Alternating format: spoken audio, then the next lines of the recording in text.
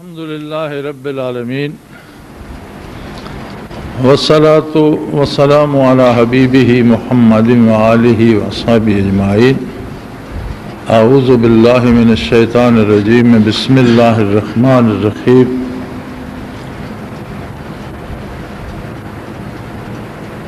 سلوک و تصوف کے لیے جو راہیں متعین کی گئی ہیں، ان میں سے ایک بنیادی اصول جس کے 3 اجزاء مولانا اشرف علی تھانوی رحمۃ اللہ علیہ نے شریعت و طریقت میں بیان فرمائے ہیں، وہ فرماتے ہیں کہ اس کے لیے ضروری ہے قلت طعام، قلت منام اور قلت کلام۔ یہ تینوں بنیادی ضرورتیں ہیں۔ کھانا کم کھایا جائے، نیند کم کی جائے اور باتیں کم سے کم کی جائے۔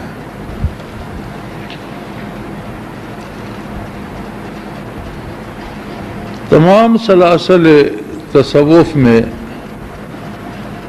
ان 3 باتوں کو بنیادی اہمیت حاصل ہے، بلکہ اکثر سلاسل میں تو یہ مجاہدہ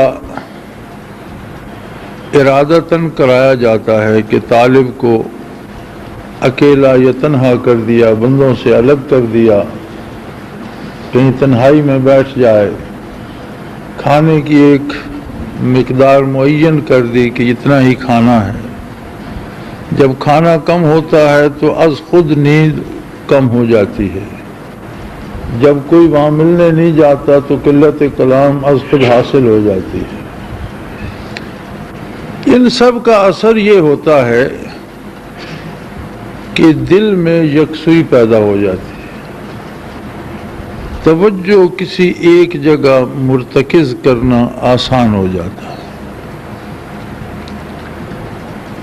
اگر آپ کھانا زیادہ کھائیں گے، نیند زیادہ آئے گی، اس میں خیالات زیادہ آئیں گے، باتیں زیادہ کریں گے، تو جتنی زیادہ باتیں ہوں گی، جتنے موضوعات پر باتیں ہوں گی، اتنی توجہ تقسیم ہوتی رہے گی، ذہن اتنی طرف متوجہ ہوتا رہے گا، لہذا کسی ایک نقطے پر متوجہ ہونا مشکل ہو جائے گا۔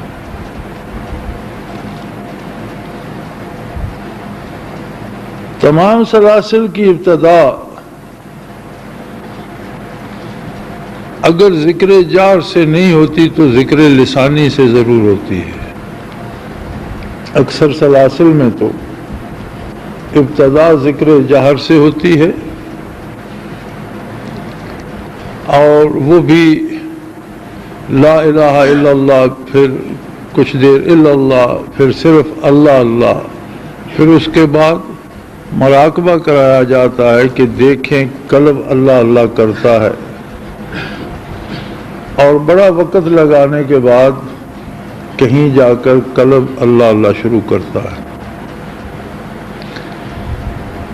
بعض سلاسل میں ذکر جار نہیں ہے لیکن ذکر لسانی ضرور ہے، اور وہ بھی اسی ترتیب سے تقریباً کم و بیش ترتیب یہی ہوتی ہے کہ ذکر لسانی کے 2-4 بنا دیے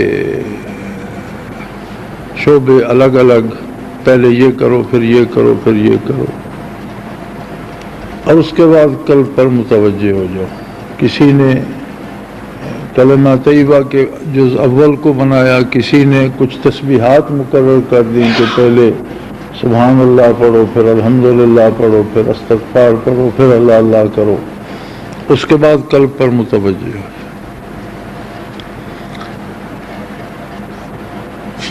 اس لیے کہ اس میں دونوں طرف ضرورت ہوتی ہے. ایک تو طالب کو ضرورت ہوتی ہے کہ اس میں قبولیت کی استعداد پیدا ہو، اور جب تک وہ اس کا قلب صحیح متوجہ نہیں ہوتا قبول کیسے کرے گا. دوسرا یہ ہوتا ہے کہ فیض پہنچانے والے میں بھی وہ قوت نہیں ہوتی کہ باقی امور سے اسے چھڑا کر ایک کام پہ لگا دے. تو دونوں طرف کی ضرورت ہوتی ہے کہ یہ محنت اور مجاہدہ کیا جائے، سوائے نسبت اویسیہ کے. نسبت اویسیہ والوں نے یہ کہا کہ اول ما آخر ہر منتہی، آخر ما جیب تمنا تہی، کہ جہاں دوسرے انتہا کرتے ہیں ہم وہاں سے ابتدا کرتے ہیں، اور ہماری انتہا یہ ہے کہ مانگنے کو کچھ نہیں رہتا. اتنا ملتا ہے کہ سمجھ نہیں آتی کہ اب اور مانگا کیا جائے. نسبت اویسیہ میں کھانے کا مسنون طریقہ جو ہے اس پہ زور دیا جاتا. قلت طعام کی ضرورت نہیں کہ بندہ اگر ایک پاؤ کھاتا ہے تو اسے ایک چھٹانک دی جائے، اس کی ضرورت نہیں. مسنون طریقہ یہ ہے کہ ایک دو لقموں کی طلب باقی ہو اور کھانا چھوڑ دیا جائے. دو چار لقموں کی طلب باقی ہو، جی چاہتا ہو کہ ابھی 2 لقمے 3 لقمے اور کھاؤں، اس وقت کھانا چھوڑ دیا جائے. یہ مسنون طریقہ ہے. نبی علیہ الصلوۃ والسلام کا ارشاد فرمایا ہوا. اور یہ نہ صرف کیفیات باطنی بلکہ صحت جسمانی کے لیے بھی ضروری ہے. مدینہ منورہ میں کسی بادشاہ نے، غالباً مجھے صحیح یاد نہیں، حاکم حبشہ نے اپنے کچھ معروف طبیب بھیجے اور اجازت چاہی نبی کریم صلی اللہ علیہ وسلم سے کہ میں چاہتا ہوں میرے پاس اچھے طبیب ہیں اور وہ کچھ وہاں رہ کر آپ کے خدام کی خدمت کریں. وہ آئے، کافی عرصہ ٹھہرے اور ان کے پاس کوئی مریض نہ آیا. تو انہوں نے بارگاہ نبوت میں عرض کی کہ یا رسول اللہ، یہاں تو ہمیں طب بھول جائے گی، ہم تو اپنا فن بھولتے جا رہے ہیں. یہاں تو ہمیں اتنے عرصے کے قیام میں کسی مریض کو دیکھنے کا اتفاق ہی نہیں ہوا، طب پر بات ہی کوئی نہیں ہوتی، بیماری کی بات ہی کوئی نہیں ہوتی، دوا کے متعلق بات ہی کوئی نہیں ہوتی. تو ہم تو اپنا فن بھول جائیں گے. اگر ہماری یہاں ضرورت نہیں ہے تو ہمیں رخصت فرما دیا جائے. اور ساتھ انہوں نے یہ سوال پیش کیا کہ ایک کرم اور فرمائیے، ہمیں یہ بتا دیجئے کہ یہاں یہ لوگ آپ کے خدام ہیں یہ بیمار کیوں نہیں ہوتے. تو آپ صلی اللہ علیہ وسلم نے فرمایا کہ صرف ایک نسخہ ہے جس میں ان کی صحت کا راز ہے، اور وہ یہ ہے کہ کھانے میں ابھی 2-4 لقموں کی طلب باقی ہو اور کھانا چھوڑو. معدہ اسے آسانی سے ہضم کر لیتا ہے، اس پر گرانی نہیں ہوتی، بدن کے لیے وہ صحت کا سبب بنتا ہے، امراض پیدا نہیں کرتا. تو ظاہری اعتبار سے، صحت کے اعتبار سے بھی یہ ضروری ہے کہ کھانے میں اتنی گنجائش رکھی جائے کہ 2-4 لقموں کی بھوک باقی ہو اور کھانا چھوڑ دیا جائے. اور وہی ہمارے ہاں سلسلے کی طرف سے متعین ہے. جہاں تک قلت منام کا تعلق ہے، اس پہ بھی نسبت اویسیہ والے کوئی قدغن نہیں لگاتے، کوئی پابندی نہیں لگاتے. اس لیے نہیں لگاتے کہ جب قلب ذاکر ہو جاتا ہے تو نیند کے عالم میں بھی قلب نہیں سوتا. دل کی اللہ اللہ چلتی رہتی ہے، بلکہ بیداری سے زیادہ چلتی ہے، چونکہ جسم کی ضرورتیں ختم ہو جاتی ہیں، اجسام جسم کے سارے اجزاء نیند کی لپیٹ میں آ جاتے ہیں، نہ کھانے کی بات، نہ پینے کی فکر، نہ کسی کی بات سننی، نہ کہیں اٹھنا، نہ بیٹھنا۔ تو اس عالم میں قلب زیادہ قوت سے، زیادہ طاقت سے اللہ اللہ کرتا ہے، اس لیے اس پہ بھی کوئی پابندی نہیں کہ تہجد ادا کرے، اللہ کا ذکر کرے، تلاوت کرے، دوپہر کو قیلولہ کرے، رات کو عشاء کے بعد سو جائے، تہجد کے لیے اٹھے، کوئی پابندی نہیں۔ تیسری جو بات ہے قلت کلام، یہ بہرحال ضروری ہے۔ کلام میں ایک تاثیر ہوتی ہے کہ جس سے بھی آپ بات کرتے ہیں وہ آپ کی بات سے آپ کی کیفیات، آپ کے اندر جو کچھ ہے اس کا کچھ نہ کچھ پرتو اخذ کرتا ہے، لیکن مقابل ہر جگہ آئینہ نہیں ہوتا۔ آئینہ جب کچھ اخذ کرتا ہے تو اسے لوٹاتا بھی ہے، لیکن بعض جگہ نہ صرف پتھر بلکہ کیچڑ لگے ہوئے پتھر ہوتے ہیں۔ جب مقابل بات کرتا ہے تو جو کچھ اس کے اندر ہے، جو کچھ اس کے باطن میں ہے، اس کا پرتو اس کی بات میں ہوتا ہے، اور یہ بالکل اس طرح ہوتا ہے کہ پھر وہ ساری گرد جو اس طرف سے اڑتی ہے وہ آپ کے قلب پہ بیٹھنا شروع ہو جاتی ہے۔ حضرت رحمت اللہ تعالی علیہ نے برسوں مجاہدہ کیا، لنگر مخدوم رہ کر، تنہائی بھی تھی، الگ بھی تھے، دن رات ذکر اذکار کا ہی کام تھا، اور گھنٹوں اور پہروں لطائف کیا کرتے تھے۔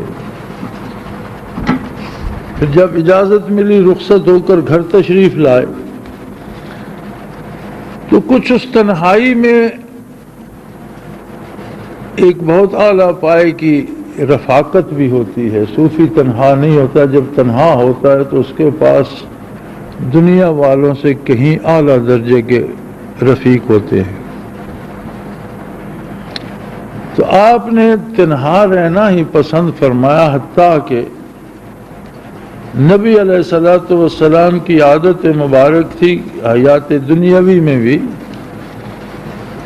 جو بات ارشاد فرماتے وہ اجتماعی انداز میں ارشاد فرماتے، اور جس کے لیے فرماتے وہ خود سمجھ جاتا، کسی ایک کو مخاطب کر کے فرمانا عادت کریمانہ نہیں تھی۔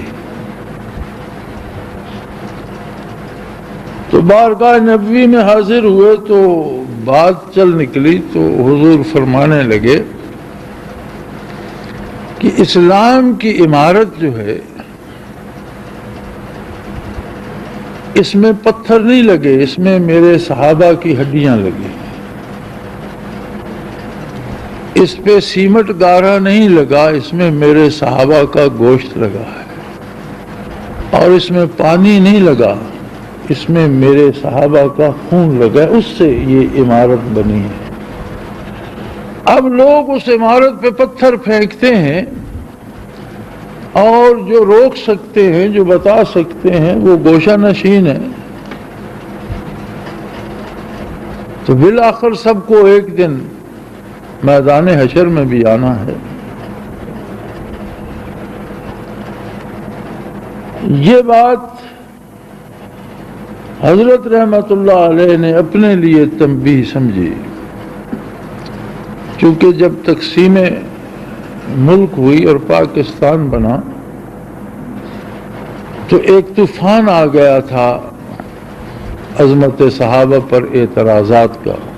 ایک تو مسلم لیگ کی قیادت میں اکثریت شیعہ حضرات کی تھی، پھر اس زمانے میں شیعہ مناظر کافی تھے، تو صحابہ کرام پر اعتراضات کا ایک طوفان اٹھ کھڑا ہوا، جس کا جواب دینے والے چند نام تھے: مولانا دوست محمد قریشی رحمۃ اللہ تعالی علیہ، پیر احمد شاہ بخاری رحمۃ اللہ تعالی علیہ، علامہ عبدالستار توسوی مدظ اللہ، اور سب سے بڑا نام تھا حضرت رحمۃ اللہ تعالی علیہ کا مناظرے کی رزمگاہ میں، میدان مناظرہ میں۔ تو آپ سمجھ گئے کہ بات تو عمومی ہو رہی ہے، لیکن تنبیہ میرے لیے ہے کہ میں جب اس کا رد کر سکتا ہوں، دفاع کر سکتا ہوں، تو میں کیوں گوشہ نشین ہوں؟ چنانچہ آپ میدان عمل میں کود پڑے اور ملک بھر میں عیسائیوں کے خلاف مناظر حضرت نے کیے، ہندوؤں کے ساتھ کیے، سکھوں کے ساتھ کیے، جین مت والوں کے ساتھ کیے، بدھوں کے ساتھ کیے، اور سب سے زیادہ شیعہ مناظرین سے آپ کا مقابلہ رہا۔ اب جب بات مناظرے میں چلی گئی، بھلے برے ہر قسم کے لوگ وہاں آ گئے، پھر مناظرہ جو ہوتا ہے وہ نرا دلائل سے نہیں جیتا جاتا، اس کا اپنا ایک فن ہے، سوال و جواب کے انداز کا بھی ایک فن ہے۔ نہ سیدھے جواب سے جیتا جاتا ہے اور نہ سیدھے سوال سے جیتا جاتا ہے، اور اس کے اپنے اصول ہیں۔ فوراً جواب دیا جائے، حاضر جواب ہو آدمی، اور صرف جواب نہ دے، ایک سوال کا جواب بھی دے اور ساتھ دو سوال بھی کر دے، اگلے کو بھی کسی مصیبت میں ڈالے۔ یہ ساری چیزیں جو تھیں، ان سے جو غبار اٹھتا تھا، اس نے جو قلبی مشاہدات تھے، درجات میں تو بلندی ہوئی، درجات میں تو کام ایسا تھا کہ جہاد تھا، اور اس سے قوت میں درجات میں تو بلندی ہوئی، لیکن مشاہدات کے آئینے پہ گرد جمنی شروع ہو۔ تو حضرت رحمۃ اللہ علیہ فرماتے تھے کہ میں نے مشائخ سے عرض کی کہ حضرت یہ میں تو اس کام پہ تو لگ گیا ہوں، لیکن اس میں تو مجھے یہ مصیبت پیش آ رہی ہے۔ تو انہوں نے فرمایا کہ جو جھاڑو دیتا ہے اور صفائی کرتا ہے وہ دوسروں کے لیے تو جگہ صاف کر دیتا ہے، لیکن اس کے اپنے کپڑے گرد آلود ہوتے ہیں، یہ کوئی عجیب بات نہیں ہے، اور جب آپ کو یہ کام کرنا ہے تو آپ کو کرنا ہے، کیجئے۔ تو کثرت کلام جو ہے وہ اپنا اثر رکھتی ہے، بلکہ طالب کے لیے یہ ضروری ہے کہ وہاں بات کرے جہاں اس کی ذمہ داری ہو، اور جہاں اس کی ذمہ داری نہ ہو، محض باتیں کرنے کے لیے باتیں نہ کریں۔ آپ خواہ بھلی بات کرتے ہیں، آپ پانی کی بالٹی بھر کر پھینکتے ہیں دیوار پر اسے دھونے کے لیے، آپ نے تو صاف شفاف پاکیزہ پانی پھینکا، لیکن اگر اس پر گرد ہے یا غلاظت ہے یا اس پر کوئی ناپسندیدہ چیز لگی ہے، تو کیا آپ جب پانی دیوار سے گرے گا تو چھینٹے آپ پر نہیں آئیں گے؟ ہم اس غلط فہمی میں رہتے ہیں کہ میں تو بات بھلی کر رہا ہوں، تو تو بھلی کر رہا ہے، لیکن جس سے کر رہا ہے وہ کیسا ہے، اس کا قلب کیسا ہے، وہاں سے جو رد عمل ہوگا، جو واپسی ہوگی، وہ کیا ہوگی، اور اس کی زد میں تو بھی آئے گا۔ لہذا جو اکثر احباب خطوط میں لکھتے رہتے ہیں کہ جی وساوس بہت آتے ہیں، یکسوئی نہیں ہوتی، انہیں مجھے لکھنے کی بجائے اپنا تجزیہ کرنا چاہیے کہ وہ کیسی باتیں کرتے ہیں، کیسے لوگوں سے کرتے ہیں، اور دن بھر میں کتنی کرتے ہیں،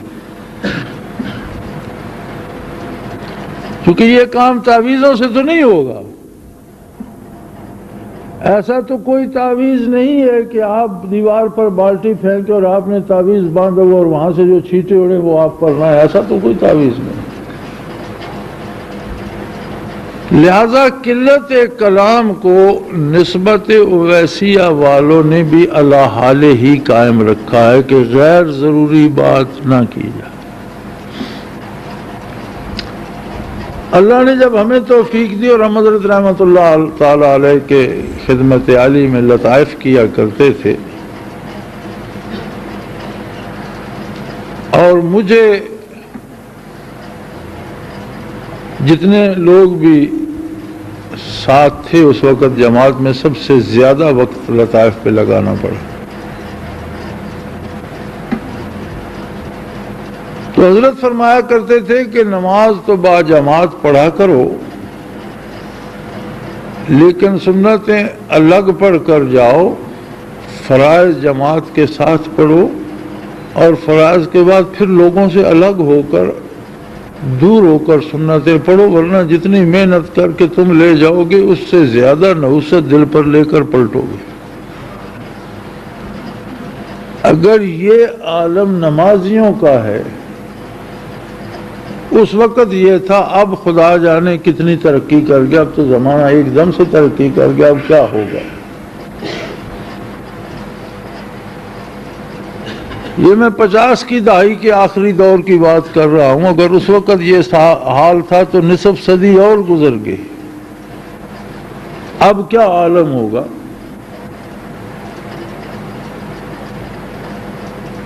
اس لیے نہیں کہ ہم بہت پارسا تھے، اس لیے کہ اتنی محنت نہیں ہو سکتی بندے سے جتنا وہ گرد و غبار اکٹھا کر لیتا ہے۔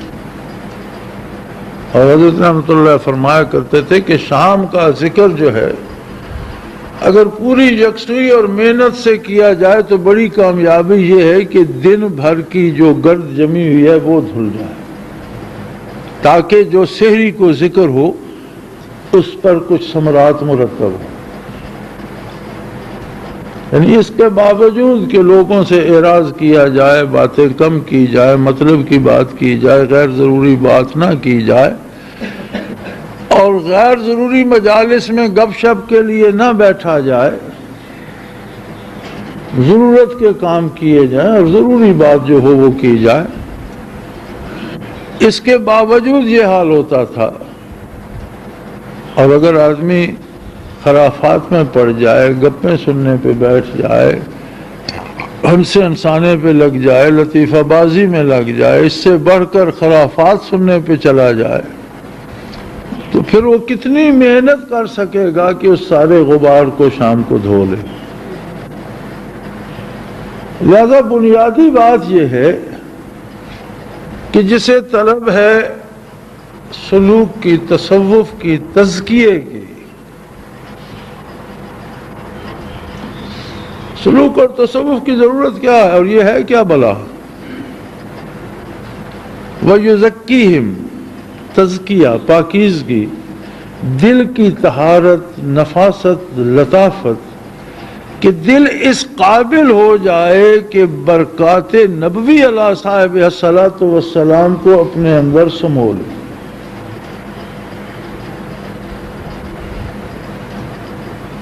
اب پرتو جمال کو سمونے کے لیے دل کی صفائی کی ضرورت ہے، اسی کو سلوک، اسی کو تصوف کہتے ہیں۔ اور جب یہ پرتو جمال یا اس کی کیفیات آتی ہیں تو عبادت میں خلوص آ جاتا ہے، اطاعت میں لطف آ جاتا ہے، ایک ایک عمل کی کیفیات محسوس ہوتی ہیں، اور بتقاضائے بشریت خطا بھی ہو سکتی ہے، گناہ بھی ہو سکتا ہے، لیکن گناہ سے لذت اٹھ جاتی ہے۔ گناہ تلخ لگتا ہے، کڑوا لگتا ہے، پریشان کرتا ہے۔ اگر گناہ ہو جائے تو پریشانی اس کی لذت سے زیادہ ہوتی ہے، اور احساس ہوتا ہے کہ یہ نہیں ہونا چاہیے تھا۔ وہ احساس دوبارہ گناہ کرنے سے روکنے کا سبب بن جاتا ہے۔ وہی احساس توبہ کہلاتا ہے، جو دل کی اتھاہ گہرائی سے ایک احساس ندامت اٹھتا ہے، اسی کو توبہ کہا گیا۔ توبہ کا معنی ہے رجوع، واپسی، اور صرف زبانی توبہ توبہ کہنا توبہ نہیں ہے، توبہ یہ ہے کہ دل کی گہرائی سے شرمندگی محسوس کی جائے، ندامت محسوس کی جائے اور اللہ کے حضور واپسی ہو، اس کی بارگاہ میں رجوع کیا جائے اور اس سے مدد مانگی جائے کہ مجھے اس خطا یہ معاف بھی فرما اور آئندہ اس سے بچنے کی توفیق بھی عطا کر۔ تو اس کے لیے ضروری ہے کہ ہم اپنی زبان کی حفاظت کریں۔ زبان کی حفاظت دل کی حفاظت ہوگی، چونکہ نسبت اویسیہ میں جو توجہ ملتی ہے وہ بہت مضبوط، بہت قوی ہوتی ہے، اور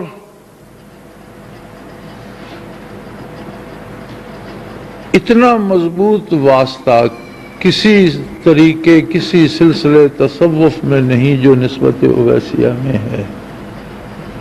بڑی محنت کے بعد ذکر قلبی پہ لا کر پھر آگے کئی سال ایک لطیفے پہ لا کر وہ لطائف پورے کرتے ہیں۔ عموماً اکثر سلاسل میں جہاں رسومات نہیں رہ گئی، پہلی بات تو یہ ہے کہ اکثر سلاسل میں صرف رسومات رہ گئی ہیں، حقیقت رہی نہیں۔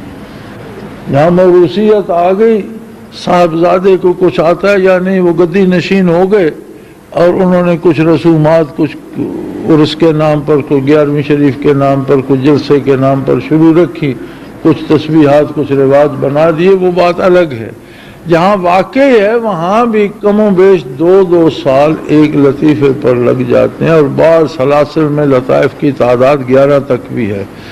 اب اگر اس سلسلے میں لطیفے 11 ہیں تو 22 سال چاہیے لطائف کرنے کے لیے، 7 ہیں تو 14 سال چاہیے، 5 ہیں تو 10 سال چاہیے، جبکہ نسبت اویسیہ میں ایک مجلس اور ایک نگاہ میں 7 لطیفے کرا دیے جاتے ہیں۔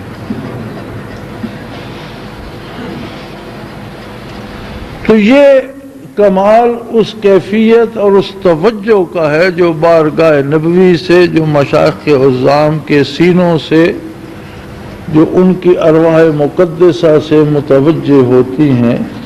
اور زندہ شیخ جو ہوتا ہے وہ تو ایک واسطہ ہوتا ہے درمیان میں، وہ اپنے پلے سے کچھ نہیں کر رہا ہوتا، جو وصول ہو رہا ہوتا ہے وہ تقسیم کر رہا ہوتا ہے۔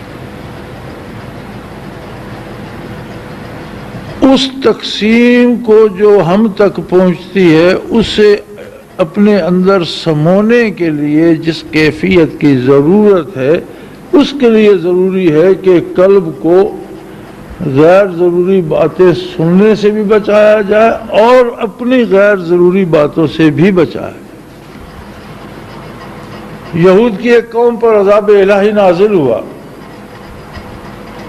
اور اللہ کریم نے اس کا سبب بتایا کہ ان کی تباہی کے 2 سبب تھے، اکالون للسحت وسماعون للکذب، کہ ان کا کھانا حلال نہیں تھا، یہ حرام کھاتے تھے اور یہ جھوٹ سنتے تھے۔ وسماعون للکذب، یہ نہیں فرمایا کہ جھوٹ بولتے تھے، فرمایا جھوٹ سنتے تھے، یعنی جھوٹوں کی محفل میں محض خرافات سننے کے لیے، محض پراپوگنڈے سننے کے لیے، محض الزامات سننے کے لیے ایک آدمی 1.5 آنے کی مزدوری نہیں کر پاتا، 2 آنے 4 آنے 8 آنے کی چائے کی پیالی ادھاری پی رہا ہے، لیکن ہوٹل پہ بیٹھا ہوا امریکہ کے صدر کو سلواتیں سنا رہا ہے۔ اب یہ خرافات نہیں تو کیا ہے؟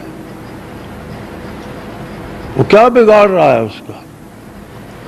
دوسرا اٹھتا ہے تو وہ ملکی سیاست پہ تبصرہ کر رہا ہے، حالانکہ سیاست میں اس کا سارا حصہ صرف اتنا ہے کہ اس کے پاس 1 ووٹ ہے اور وہ بھی اس سے کسی نے زبردستی لے لینا ہے، اس میں بھی اس کی مرضی شامل نہیں، وہ مجبور و بے بس ہے، کسی کا مزارع ہے، کسی کا ملازم ہے، کسی کے گاؤں میں رہتا ہے، اس سے انکار نہیں کر سکتا، اپنے سے کسی تکڑے کو اس نے ووٹ دیا، اپنے 1 ووٹ پر اسے اختیار نہیں، لیکن زیر بحث وزیر اعظم کو لایا ہوا ہے، گورنر پہ بات کر رہا ہے۔ یہ ساری کیا ہے؟ خرافات۔ یہ نری خرافات نہیں، ان کا 99% حصہ الزامات کا ہوتا ہے، جو وہ جانتے ہی نہیں دوسرے پہ الزام لگایا جا رہا ہے، اس نے کیا ہے یا نہیں کیا، اس نے ایسا سوچا ہے یا نہیں۔ کہے گا جی وہ پرویز مشرف جو اب وہ یہ کرنا چاہتا ہے، بھی کب اس نے تجھے بتایا، تیرے پاس کون سے ذرائع ہیں، کیا چاہتا ہے کیا نہیں چاہتا۔ کوئی پرویز مشرف انتہا تو نہیں ہے۔ میرے آپ جیسا ایک آدمی ہے،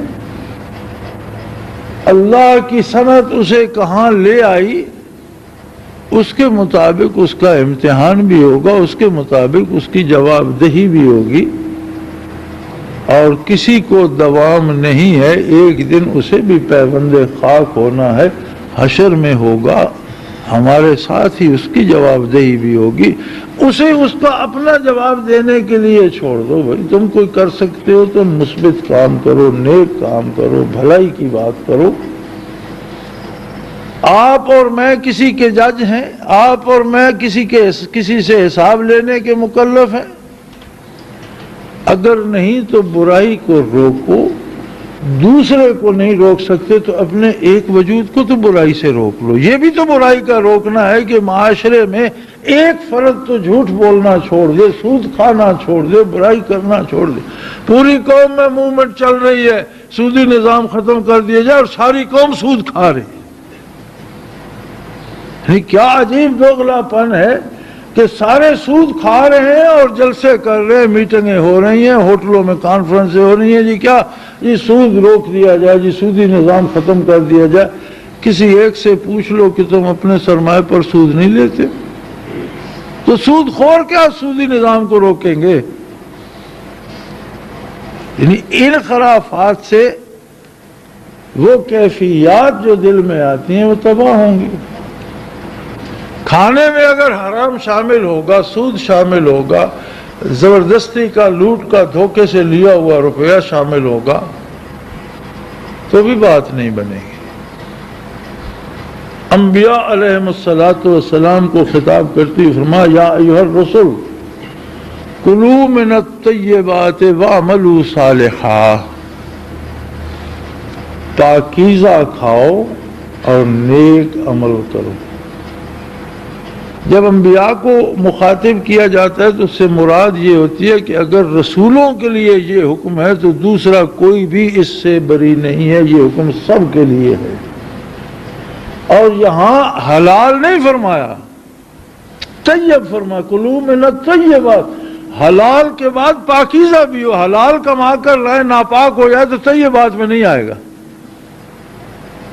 نہیں، اگر حلال کما کر لائے کوئی شخص، دودھ کا ایک گلاس ہے، اپنی بھینس کا تازہ دودھ چوک کر لایا، اپنی محنت سے پالی، اگر اس میں پیشاب کا قطرہ گر گیا تو طیب تو نہ رہا۔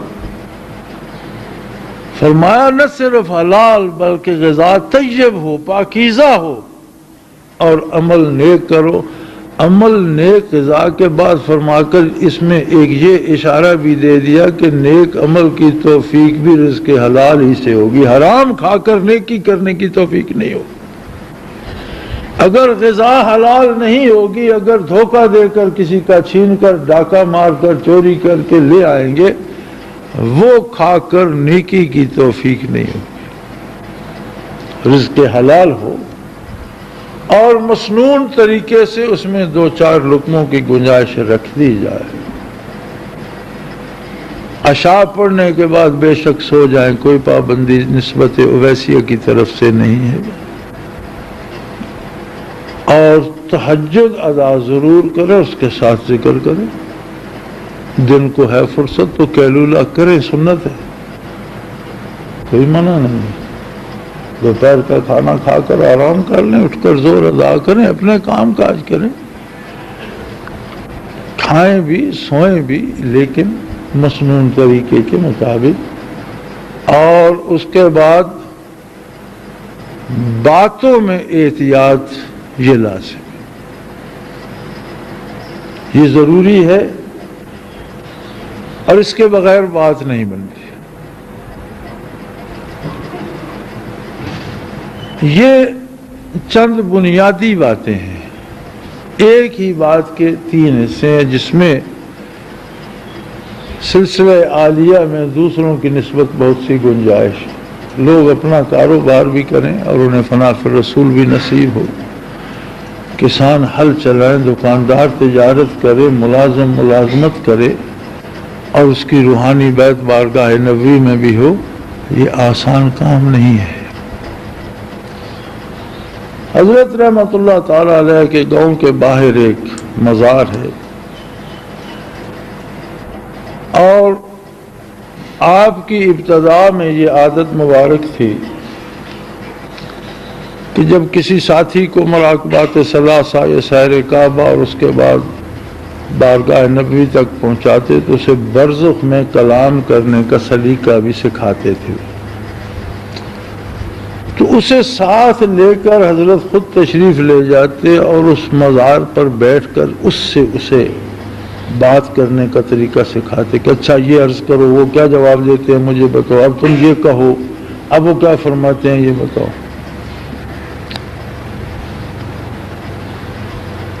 تو ان کے بارے حضرت فرماتے تھے کہ میں نے ان سے پوچھا بھی تم کون ہو اور یہاں کیسے ہو، تو کہنے لگے جی میں یہاں کا رہائشی نہیں ہوں، یہاں سے 30-40 میل دور کا رہنے والا ہوں، اور میں تصوف اور سلوک سیکھنے کے لیے اس کسی زمانے میں پیدل چلتا ہوا دہلی پہنچا۔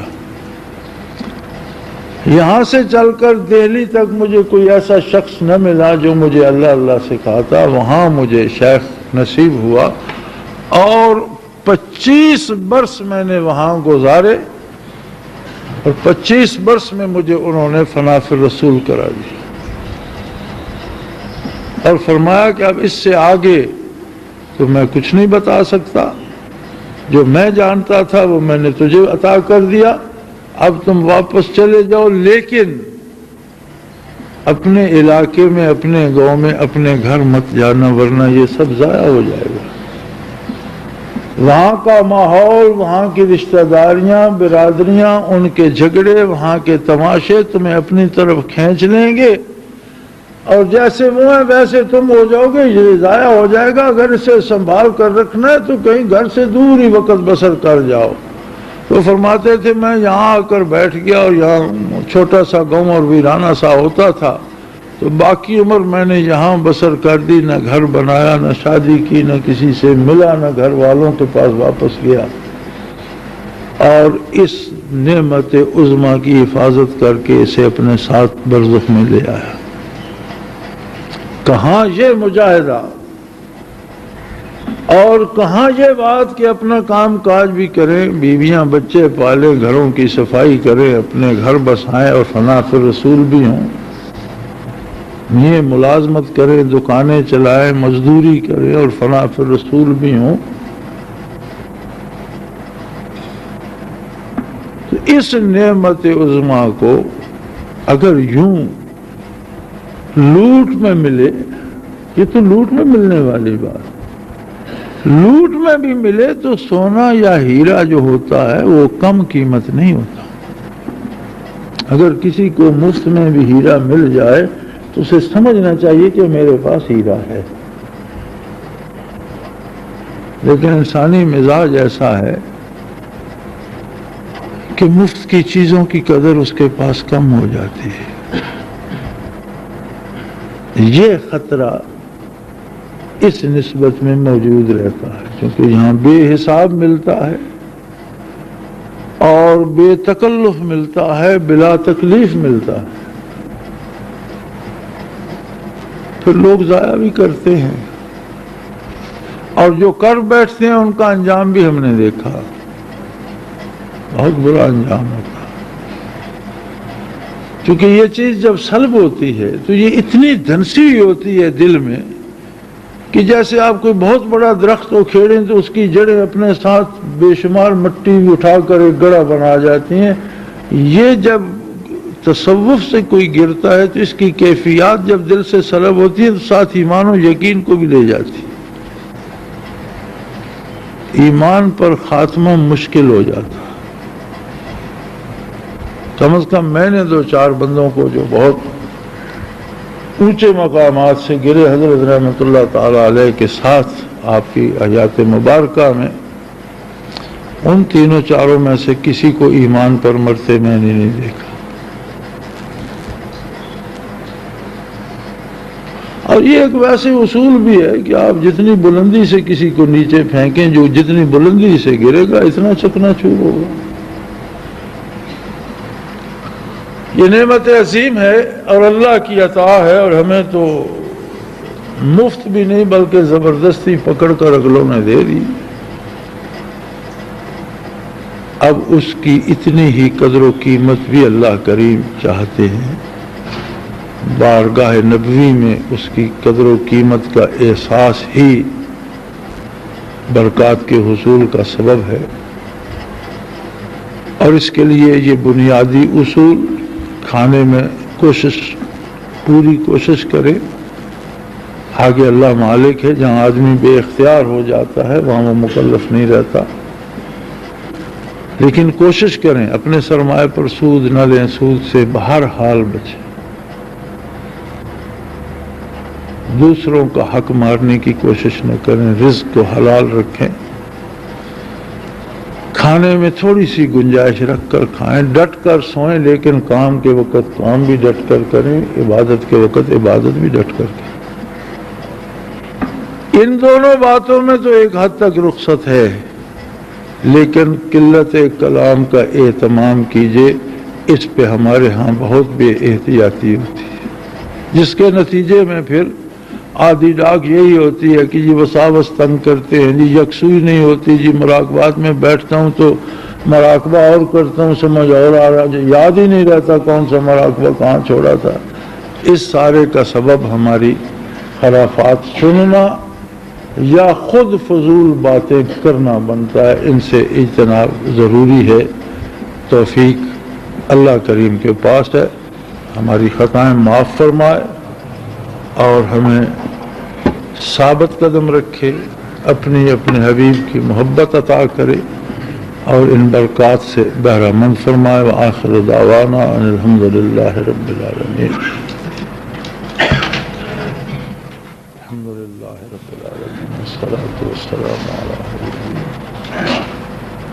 اللہم ربنا لا تقتلنا بغضبک ولا تہلکنا بعذابک واعف عنا قبل ذلک۔ اللہم ربنا لا تسلط علینا من لا یرحمنا۔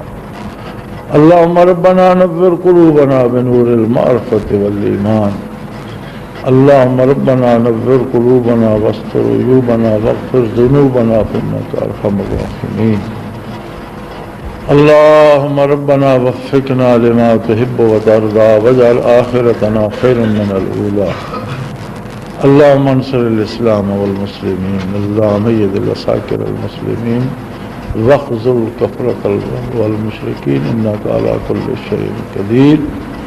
اللہم انزل علینا من السماء ماء مبارکا نافعا غیر ضار، نافعا غیر ضار، نافعا غیر ضار، وصلی اللہ تعالی علی حبیبہ محمد برحمتک یا